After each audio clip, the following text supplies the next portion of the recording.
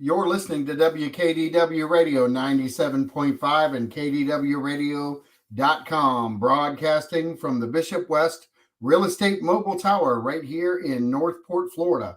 I am honored to have a very, very, very special guest in the house today, Mr. Peter Bartolotta, who is getting himself all set up. He is the new Hall of Famer with the Chamber of Commerce. So I'll let him do a quick intro once he gets it up. And are you ready to go, Peter? I'm ready. Awesome. So, Mr. Hall of Famer, go ahead and kick us off with what it felt like to get the award at the Chamber of Commerce meeting last week. You know, I didn't expect it at all. It was, like I said in my remarks, I was speechless for 5 minutes after they called me. And you know, I just never expected it. And I don't want to sound like I'm anything special. John, I think you're the same way. You do what you do because it's the right thing to do. You do what you do because you love Northport. You don't do it because you want to get an award. So it really surprised the heck out of me. And John, you made some great comments. I really appreciate it. You know, I've known John for I don't know how long now. It's been decades. Yeah. But he was involved in Vision Northport almost from the beginning. I'll never forget putting the Christmas parade together at your house. Yeah. And meetings we had in your house, just, you know, the kind of behind the scenes meetings, from, you know, getting organized and how do we get people motivated and excited and turned on with the city. And I was just a face. That was it. I mean, there was a lot of good people in there. I was the person out in front. So I guess I get a lot of the accolades and credit, but I'll tell you, there was nothing that we did that was done by one person. It was done by a group. So I encourage people to get involved in it. And I think that's going to be some of the stuff we're talking about today, John. So I'll throw it back to you. Yeah, well, you know, I think it's a good way to kick off the year. This is your first show of the year. We've talked about a lot of things in the past, but, you know, Northport Forward is the new Vision Northport. And so Northport Forward is really about, I don't even want to say about today. It's about what's down the road. And if you don't get involved today, you're not going to have any say on what's down the road. Isn't that a fact? I mean, some of the things that Vision Northport did, it absolutely has come to truth today. Well, yeah, you know, what we did, I guess, that was, I guess, is the most, I don't even know what I'd call it, but it was engaging people. I never saw so many people fired up about Northport. Everybody had an idea of what to do. We were living at a time when anything was possible. So people would come in and come up with some crazy ideas. We had Linda came in with, how about an equestrian center? And Amy over at Kyle Curtis had, you know, what can we do with restaurants and get better, you know, more upscale restaurants? And, you know, just people coming up with some really good ideas. One woman came up with a concept that turned into a workforce development initiative. So it all got legs. And what people don't realize is the idea would come up at a meeting and then it would break out and either go into, you know, for lack of a better word, a committee or a group of individuals interested in pursuing that. And those people are the ones that put these ideas to you know, they brought it to fruition. With the restaurant incubator, we had Ron Sanders, who actually did the graphics work on it and design work. Amy was the chair of that committee. And we had realtors on there. We put together financials, an actual financial plan, revenue, expense, and profit, and all that stuff, and presented it to the city, because the only way it would work is, in order to keep the rent down, you had to have a low interest loan, and government gets low interest loans. But we couldn't get it to first base. We hit too many roadblocks, and we were very new and young, and we didn't know any better, and we kind of just fell on our face and stood up and went back at it again.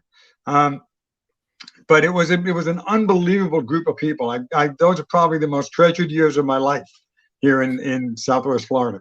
Well, and I'm going to say this, and I'll even ask this, because we've both been part of the city for a long time, and I don't remember feeling that sort of buzz that we had back then in 07, 08, and really kind of feeling like we were making traction on what we could do as citizens. It's really rare, I think, in other cities that you have some say on how your city's going to grow up. We're young. We're 60 years old, right? And so we're sitting back, and everybody's looking at this like it's a town and it's got a plan. Well, it does, but it's really not a complete plan. There's so many changes that are happening within the confines of our city right now, and city groups like Northport Forward now in today's arena can make those changes, can't they? Or at least try. Well, yeah, I think, what happens, and it still happens today, I'm sad to say. When I get involved with government and communication with the public, their answer is like, well, here the public can do that by sending an email to the clerk. But the average resident doesn't, A, know that, B, they don't have the time, they don't know what to say, they don't know any, they're not educated on the government. So we have a tendency, for those of us that are involved and decades of experience, we kind of know where to go and what to do now. But the average person doesn't, and they give up very quickly. I back in my early days of my career, I worked at AT&T, and I used to talk about information technology and how information is coming at us so fast today. And this was back in like 1980, right? So a couple years ago. Yeah, a few years ago. And the question is, how do you get the information that's important to you? There's magazines on every possible, type of person, from color to race to who's got, toenails that bend left and toenails that bend right. I mean, we're so vertical in our information that we have a tendency to overcomplicate, and we get tired real fast. And that was back in 1980. What about today? It's even worse. Now you have the internet. If I want to know anything, I go on the internet, I get a quick answer. I have no concept whether it's valid or not, but I get an answer. Correct. We've taken our society and we've verticalized it to the point of political beliefs, religious beliefs, to where, a Democrat can't talk to a Republican because they disagree on their fundamental, and they say, I don't want to talk politics. Well, answer me this riddle. How do I find out what the opposing view is if nobody's talking to me about it? Back in the old days, we used to have debates. You can change my mind. You just have to be factual. You can't get emotional. Right. We don't do that anymore. Now we have one-sided debates. Our news media is all one side or the other. So how do you educate people when people are disengaged, and much of it is by the government? They have no knowledge of civics anymore. We don't teach it. You wanted to talk about education and the surtax and how do you educate people. I think we ought to talk about how do we educate our kids, and let's bring civics back into the equation so that they learn about government and how the government operates before they become 18, 19 years old. And then they try to learn it, and it's like, what? Nah, too difficult, too complex. Right. There's no foundation. The everything's partisan beliefs today, and we don't get the opposing views. So with that in mind, how do you educate people? And I don't know, but I do know this. Find something that everybody can relate to. With Vision Northport, it was very simple. We said, what do you want in your town? And if you went out today and asked 100 people on the street what they would like to see in Northport, I'll bet you 99 of them will tell you something. Right. So everybody has a belief of what we should have here. How do you bring those people together again and stimulate that dialogue? That's where your ideas are going to come from. They're not going to come from sitting around with like-minded people coming up with a concept. It's unlike-minded people coming up with the ideas. It is, and I want to go ahead and throw this comment up. John Cook has a comment. Now it's not pertaining forward, but throw that comment up there and let's see what's going on here. It says, hey, John and Peter, I'm not living in Northport anymore, but the commissioners are getting ready to pass measures against motor boats in your canals. Do they realize that the motors at idle speed turn up the silt and in the canals and make them healthier? The commission should talk to Rotunda West, and since they got more pontoons on their canals, drinking water, our drinking water society are so much better and healthier, or so much healthier. Do your homework, commissioners. Well, John, I really appreciate that, and I really want to pass. I know that we don't know much about that topic with the commissioners, but I am absolutely going to bring this up with the commissioners, and I have them on the second Monday of the month, and so I think it's the second, right? I'm trying to no, third Monday of the month. Third Monday of the month is the commissioners online. So I will try to find this information out and get it back to you. But I definitely wanted to bring it in because John actually did the right thing. If you've got a question, you've got a comment, you've got anything, please post it and I'll bring it online and we'll read it the best I can anyway and make sense out of it and try to get to you an answer. But John Cook, great question. And I did not know that they were talking about doing that. And I hope they don't do that. We'll see what's behind it. But Peter, do you know anything about that? No, and I'm reading his comment. It's saying the commissioners are getting ready to pass measures against motorboats in the canals. Yeah. You don't want him in, right? Well, he does want them in because they actually make the canals healthier. Oh, I got you. Okay, I got you. Well, here's the way our thinking has got to change. I don't know if that's a good idea or a bad idea, because I don't know the context of why they would even introduce that. But I'll tell you what I bet you it is. It's saying we need some recreation, and if we put canals in, that'll be great. And that's like Charlotte County said for economic development, they were going to have kayaks. So they spent millions of dollars and put in ramps. Okay. So let me tell you what the people did. They came down, they put their kayak in the water, they ate their peanut butter and jelly sandwich, they got back in off the ramp, put the kayak back in their car and went home to Fort Myers or Sarasota or somewhere else. You didn't impact anything.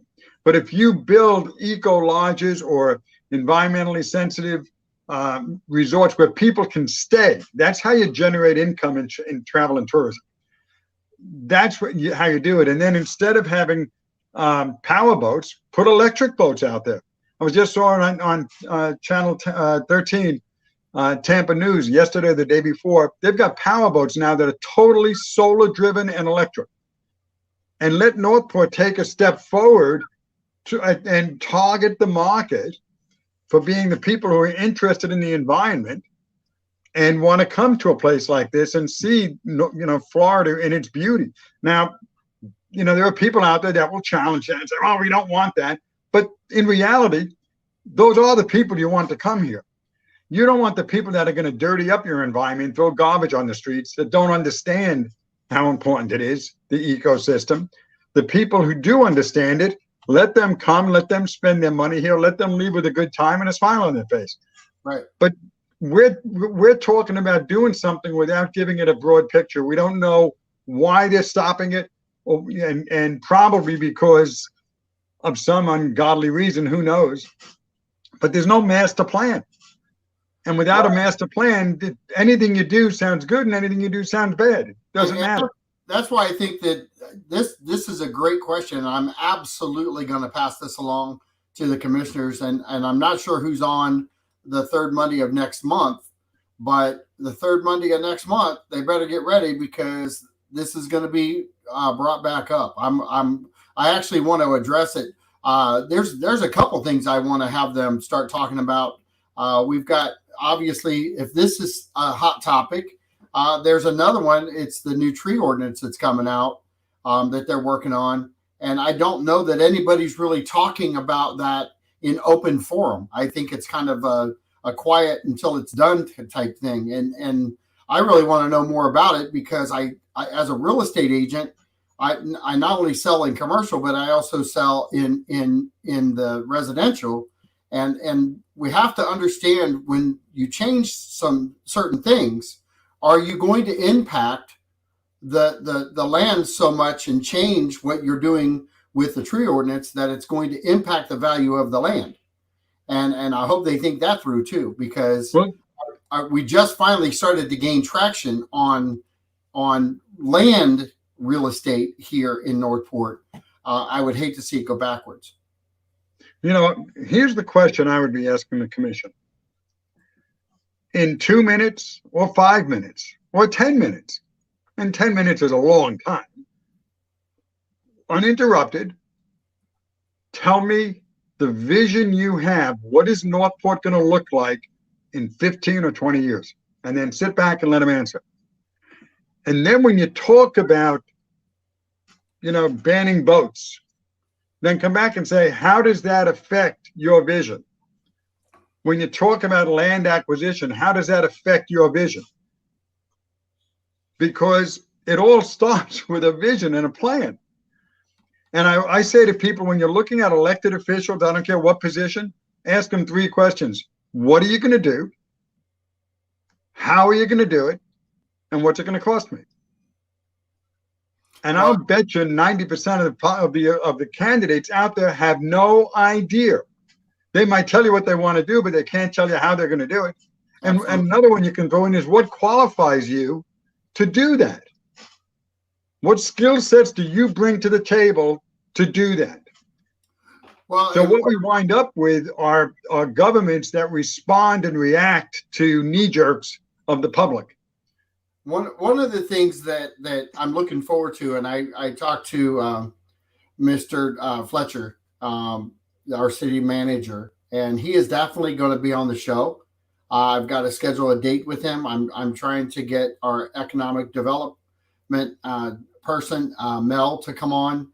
I emailed her. I'm waiting on a response from her to get her scheduled. I think that more conversations need to be had up front and in the forefront, and people need to get excited or a little ticked off. There's nothing wrong with getting ticked off as long as you're organized about your ticked off and you get your point across. I want to say this real quick. I'm not trying to trigger people either. Okay.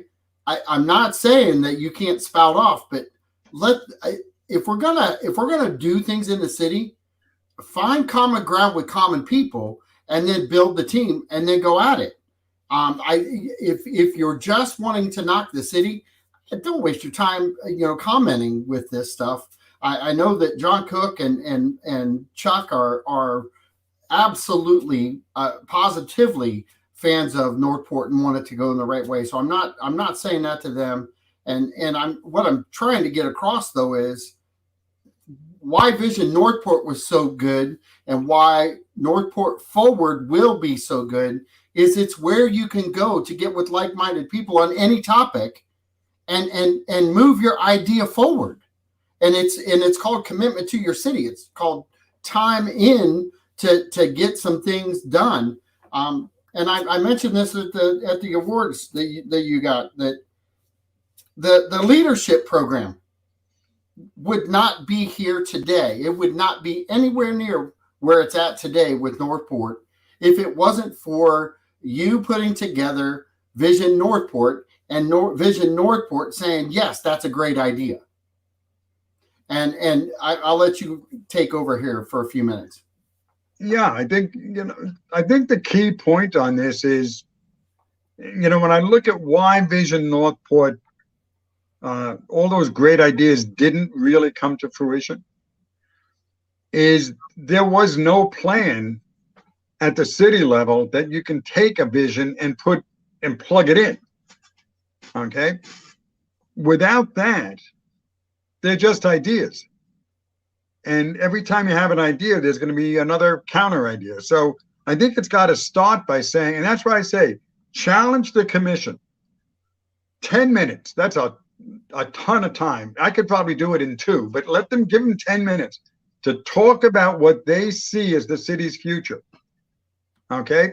What's it going to be like? What's a typical family day going to be like?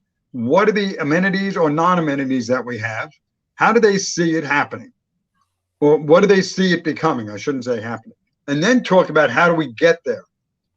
What do we have to do to get there? And the ordinances, and that's why the Uldc code is so messed up, because we keep changing what they want. And if enough voices get up and say that the roads should be painted pink, they'll start painting the roads pink. So it's not driven by vision, it's driven by individual input. And then people leave the city.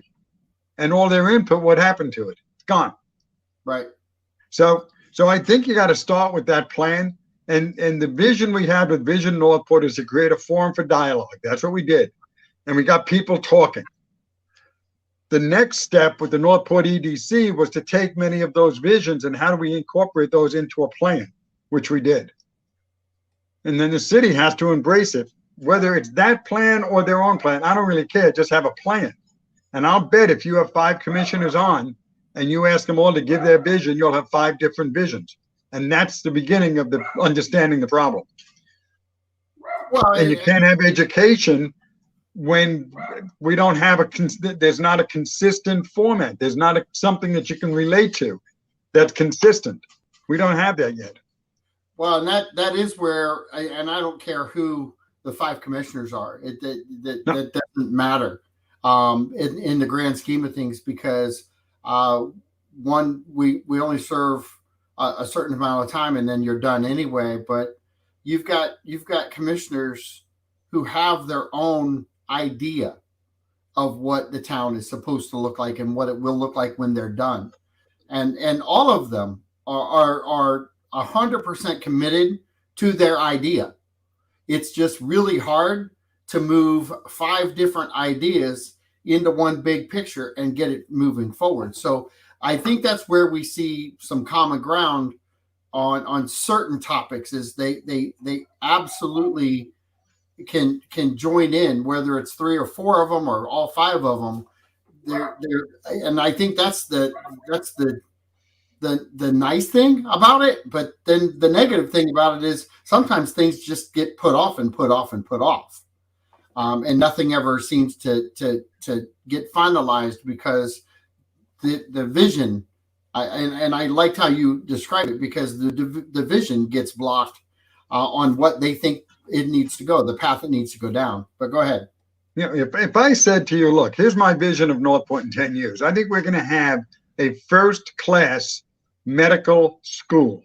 We're going to be training the finest surgeons in the country right here in Northport. And we're going to have a teaching hospital that's going to make that happen. Right. We're going to have an entertainment district that is going to be second to none. It's going to pull from Tampa to Naples, and it's going to pull the young people for a place to have action and things to do and excitement to go on. We're going to have a diversity of restaurants and downtowns where you can go to a different downtown every week, every day, night of the week, and never hit 2 at the same time.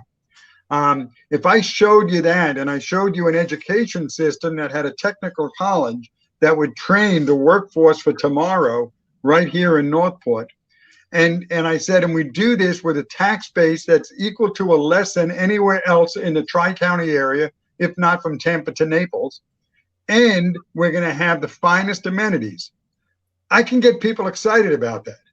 Now, some will get excited, others will say no, but it's a vision, it's a plan. And then when you look at motorized canal, boats in the canal? How does it affect anything we just talked about? And if the answer is it doesn't, it's not to say it's not important, it just takes a back seat. And if you've got commissioners spouting that, you've got a city manager telling that story, the next thing you know, the residents will start telling the story about the city I live in. You got to come to this city. It's fantastic. Let me tell you what this is going to be in 5 years and 10 years and 15 years. And that's what starts to happen. Now you start getting excitement around a central theme. We don't have the central theme. I would say that's an accurate statement by any stretch of the imagination. John Cook actually said that every couple of years you get other people with different ideas, different visions, basically, and the problem just keeps going on and on. That's right. And that's 100% accurate. So this is not a topic that we're talking about that can go away. But to John's point. Yep. If you had a vision, John, and let's say you painted a vision, whatever it is, doesn't matter. It's a vision. It's a plan. If you don't like the plan, leave. But this is the plan the city is going to be. Then what happens is when your commission changes and you go in to change code or whatever, you ask, does it support that plan? If it doesn't, then you have a decision to make. Either we change the plan or we kill that change. And then if you want to change the plan, you go back out to the people and you change it. And you say, look, we're not going to have this, we're going to have that. But we change things all behind closed doors without sounding conspiratorial. But it's done in closed door meetings, and then the commission meets on the table and they vote against stuff and they don't know, they can't tell you how it impacts the future of the city. That's why our Uldc is so screwed up. They keep changing it. What does it take to change the Uldc? If it were me, if I were going to do it, I would ask some of the biggest developers. I would ask some of the major environmental groups to get together and show me the top 5 Uldc codes on the top 5 cities in Florida. And I'd look at those and I'd copy them. I'd start it all over from ground zero. Our Uldc is so convoluted that you change one thing and it changes 6 more things down the road. That's why it's so complex right now. It shouldn't be so complex. And that's why companies don't move here. They never know what the code is going to be. Well, and Chuck, you want to read that? Because Chuck, can you see it all right?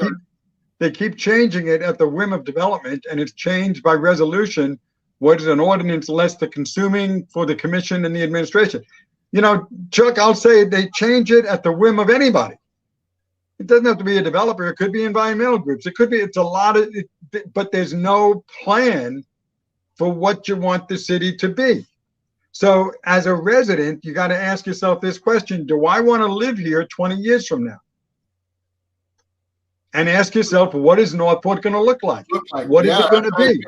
And if the answer is I don't know, then if I move, big deal. What am I leaving behind? Nothing. Now, if I want to keep it the way it is, then that's fine too. But just let everybody know the taxes are going to go up through the roof.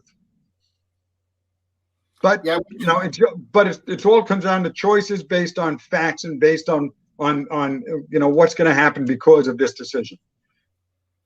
So if people were part of Vision Northport, what would you tell them today about Northport forward? Why first off, I love the group. I love the idea. I love the theory. Okay. They started this when COVID came out. So it kind of got a bad start, so to speak. And it didn't really get its traction. It is getting traction now because we're back open. They're able to get out. They're able to get into the community and really start to attract a conversation. But what would you tell people who are looking to get involved and get things done, and be part of the future of Northport? Okay, I think, I don't think I have it wrong, but if I do, tell me. Northport Forward's primary objective is educate the people, to become the place where you can go to find out what the true story is. And that is what they do, and they do a great job at that. People aren't going to get excited about education. I'm sorry. No. But they don't. They get excited about something that's going to happen in their lives that's going to be positive. So it either needs a spin-off of that or another group that talks about the visioning process and getting behind that and getting involved with the government. And I think, you know, a new city manager is a guy that understands that. And you know, if you can do that with the government's involvement and get people fired up and excited, then Northport Forward's role becomes even more important, because there's going to be a ton of information that needs to be disseminated. And it's a complex issue on information dissemination today. What they're trying to do is be the source, the accurate source for that information. And that's needed. It's needed nationally as well as locally. Locally is a lot easier than nationally, but it's a hard task, and it's very aggressive of them. And I want to go to something that John Cook said, is that tell them to get off their dead butt and start voting. Honest to God, I've been preaching this for 2 years.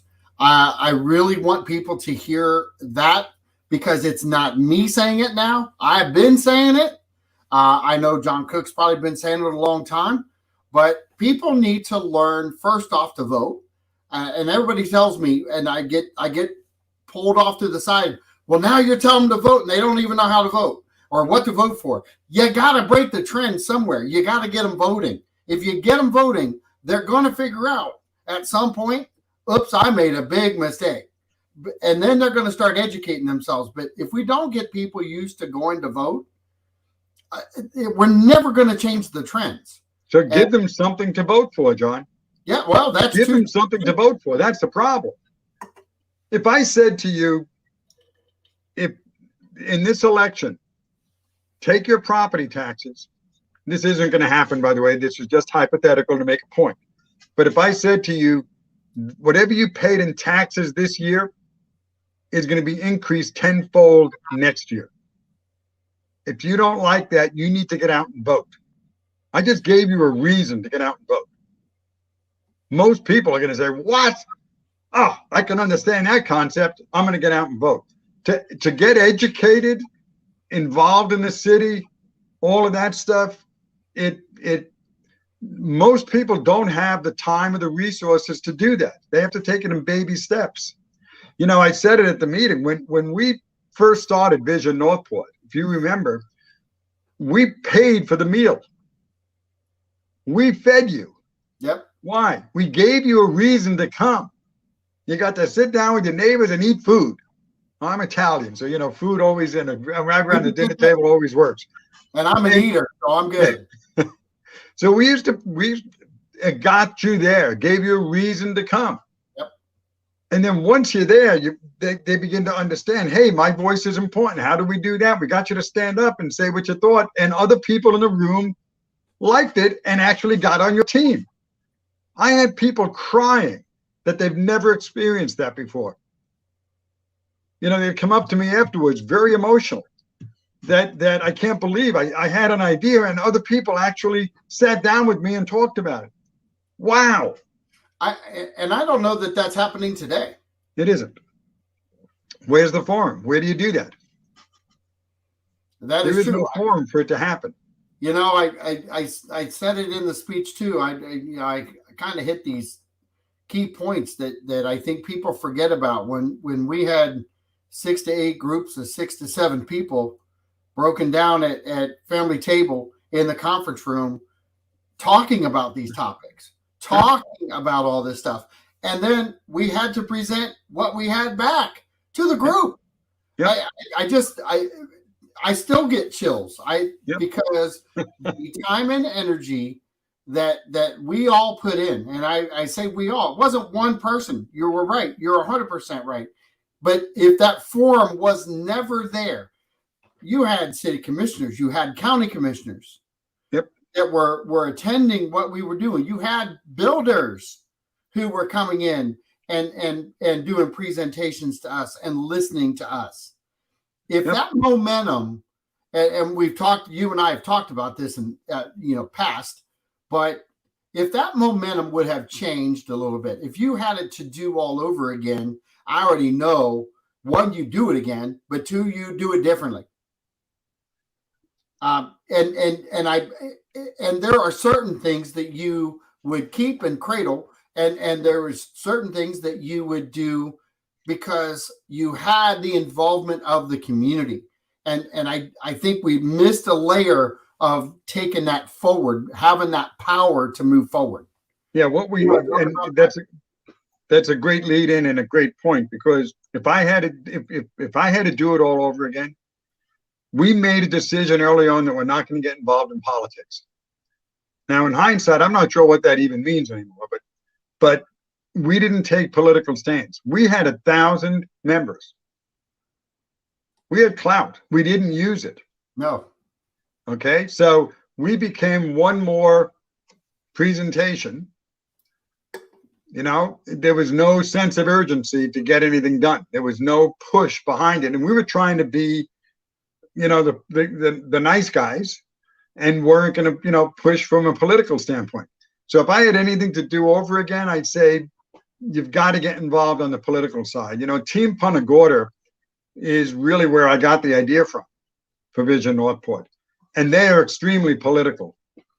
And they had to be, because if you're going to change the city, you fundamentally change the city, it's done through government. The government has to be a part of it. And if there's no reason for the government to be a part of it, they've got other things to do. They're busy and they've got other things to do. There's no sense of urgency. They created that urgency, and today they're a very, very strong group. And a lot of your elected officials are coming out of that group. Well, and here's why I have a great relationship with you. Always have.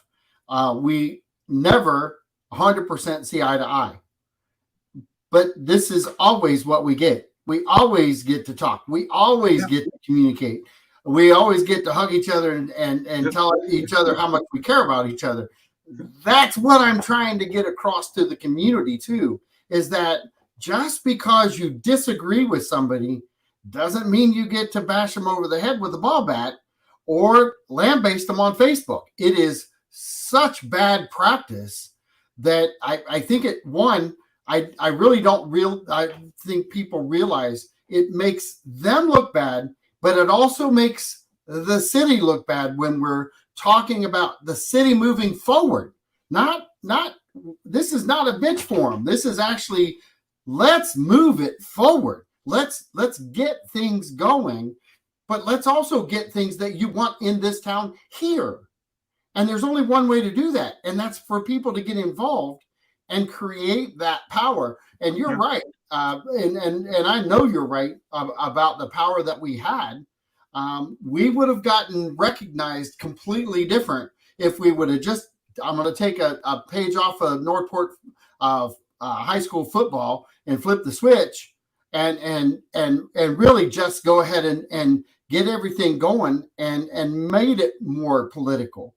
We were so close to political that we were non-political. I don't even know how we actually skirted that and kept it non-political. And do you know? We didn't talk about that, but go ahead. I can tell you the board, and I was included in that. I agreed that we should not play in the political arena. We wanted to be clean from that. But in hindsight, it's 2020.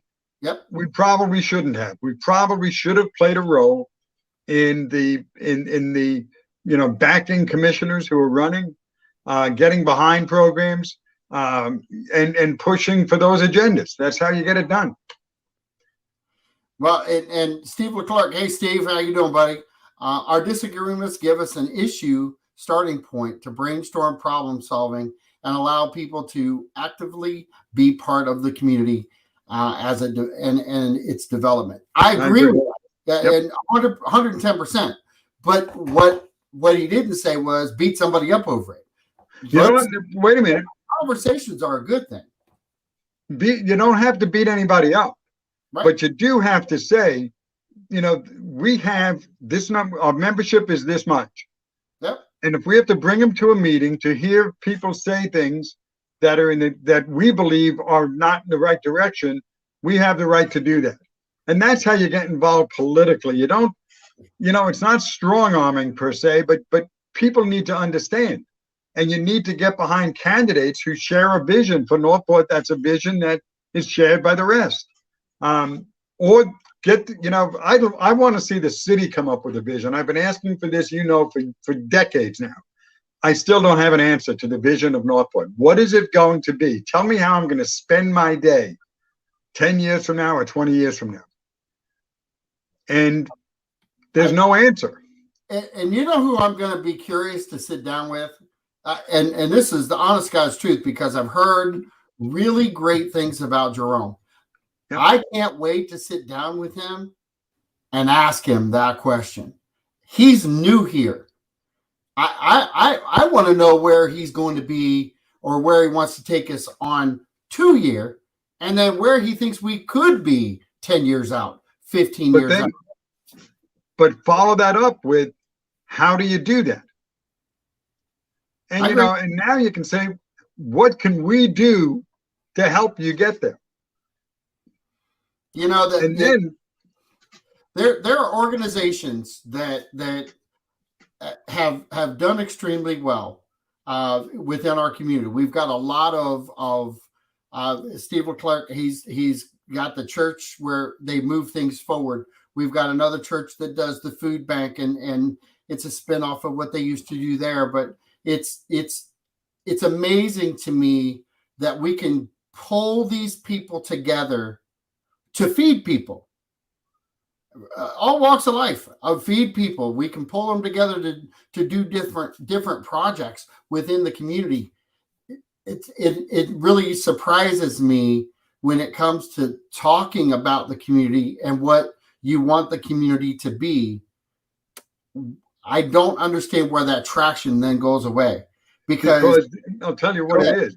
The church, the people that belong to a church have all have a belief of what that church stands for. Yep. Okay. So they're united on that front. The question is, what is it that would bring everybody in Northport together that they'd all have something they'd all feel a part of? And that's where we came up with the idea of, what would you like to see in your city? Everybody's got an opinion. So that was what we built it on. So that was our common belief. And people who believed in, having something in Northport. We've had people with Chuck E. Cheese and with restaurants, you name it, it ran through the gamut. We had canal races. Remember that? Yep, sure did. The canal races, and we actually got that going. And we had a canal race that was put on with John Kroteg and his group up there, and they brought the dragon boats in and all. So, what starts to happen is those ideas start to filter out, and people from all around the area start to get involved because, hey, I'm interested in that. And the next thing you know, the group is growing. But it's not one thing. I agree. It's, if you're a Christian, you believe in Jesus Christ, boom, there's your common denominator. Now that each church might have different ways of practicing, but the fundamentals are there. And that's what's needed in Northport. That's the only way I can see where you can bring people together. Nobody's going to vote because we beat them over the head and say, you got to get out and vote. If you don't vote, you don't have a voice. Well, guess what? They're still out there talking. So they do have a voice. Yeah. But the funny thing, the voice never goes away. And it's always the first thing I do with when somebody's talking to me. I always ask them, did you vote on the last election? Doesn't matter what the topic is. Did you vote on the last election? And that's instantly, you either get credibility or you have none. Yeah, but if they say they didn't, they still talk. By the way, thanks, Chuck. Appreciate it. They do. And the beauty in that, though, is that if that's the first question that us voters ask the non-voters, can't we start to turn that corner by educating them on why? We have to talk to them. We have to encourage them to vote. I'll tell you what, I'll make a standing bet of 50 cents to anybody out there. Nobody wants to be educated. Very, very, very microscopically small number of people want to be educated. You get educated for a reason. If you want to be a teacher, you have to get a degree. If you want to be a lawyer, you have to go and get your law degree. A doctor, a surgeon, whatever it is you want, you go to educate, not because you woke up one morning and said, I think I'm going to go out and get a BA in business. There's a reason. You probably got rejected at every job, and you said, I got to get this thing, education. So you go out and you spend the money and you get the education.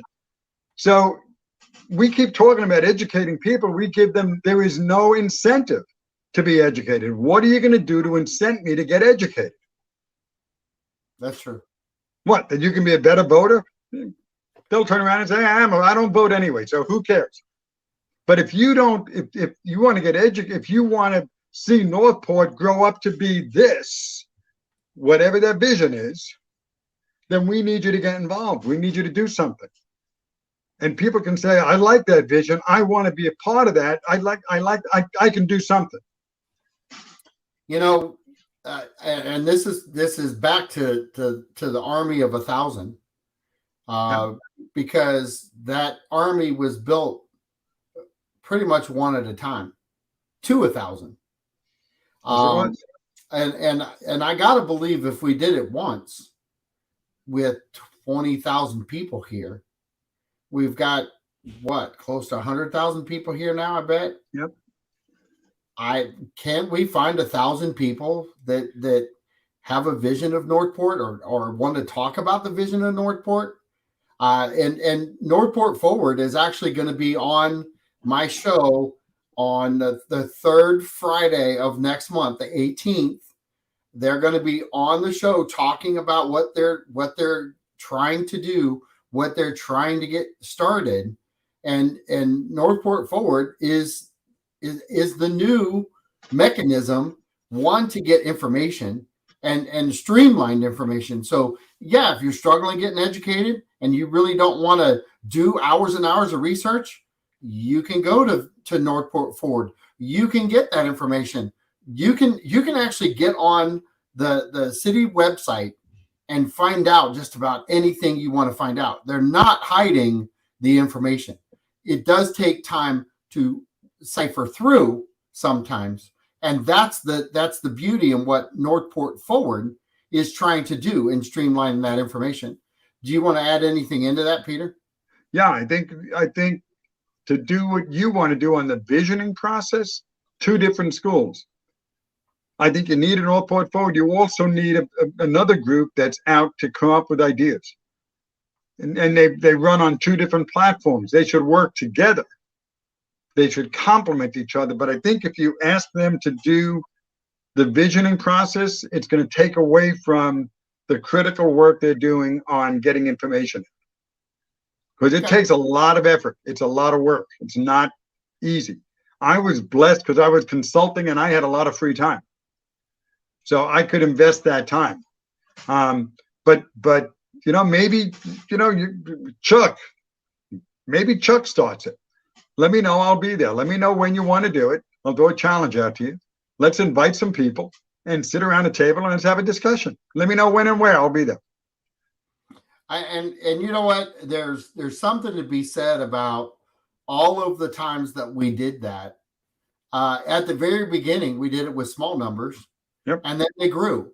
And I did point this out to a couple of the guys the other day that, nothing was started with hundreds of people. We had to go out and then really invite people into the conversation. Yep. And it's amazing what happens though, is once you get, I would think a good 10 people brings 2. Well, the next thing you know, you got a room full of 30. Well, I don't know if she's listening, but Angela Ruggieri is one of the great success stories of Vision Northport. She came to a meeting one day. She sent me an email. That's what it was. And gave me her vision in an email. I said, if you want to do something, come to the meeting, get other people involved. We weren't a place where you dump your idea and then you leave. You had to actually work it. So she came to the meeting. She stood up. About 10 people sat around the table with her and talked. And she had her first follow-up meeting. I'll never forget it, at Perkins. And it was me, her, and one other person showed up. And she was almost in tears. I said, what's the matter? She goes, nobody showed up. I said, are you serious? There are 3 people here. That's a beginning. And that evolved into a workforce development initiative run by the State College of Florida, with the president of the company as his chair. And we had all major developers and businesses on board working on those job plans, all because one resident of the city stood up. Starts with one. It does start with one, and that is the point, that it starts with one, and one can build and build and build, and we've done that. We did that with the boosters at the high school. We did that with Pop Warner. Sure. We've done that with the Little League Baseball. Little League Baseball started small, and look at where they're at today. They're a huge organization. Summer ball and everything else going on. I talk about that because people do get involved in things that they want to be successful. That's right. It's ironic that we're talking about the success of the city and trying to figure that out. So I'll throw a challenge out to all your listeners out there. You guys put a time together, invite. If you want me there, I'll show up and start it. Yeah, you want to read that one real quick? We got about 3 minutes left. You guys keep saying a vision of Northport. There have been many visions outlined in comprehensive plans and ULDCs. I keep seeing morphed, manipulated, weakened. The original purpose of city government is formed by general development, is ordered to facilitate development and to be a tool to facilitate their vision. That has morphed. Okay. So Bill, Chuck, I hear what you're saying. When I first got involved in the city, they told me the comprehensive plan was the vision. And in the government's mind, that is a vision. To me, a vision is a vision that the average resident can understand.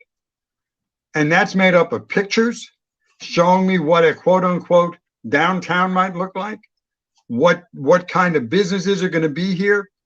Really descriptive in English, not in comp plans. Comp plans take up 3-inch binders. They're big, they're complex, they're necessary, but the average voter isn't going to get excited about reading a comp plan. Okay, they're going to get excited because they read about what I just said. We're going to have a teaching hospital. We're going to have this. We're going to have that.